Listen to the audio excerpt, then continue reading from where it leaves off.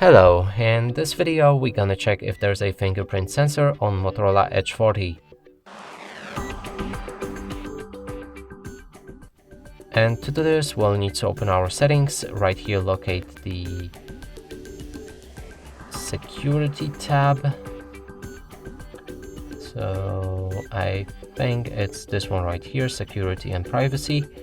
Device unlock, and inside there's a fingerprint which confirms that this device does have it. Now let's try to locate it.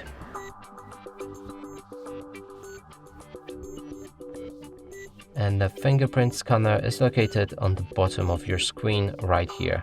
And that's it for this video. Hope you like it. Please consider subscribing to our channel, leave a like and a comment below.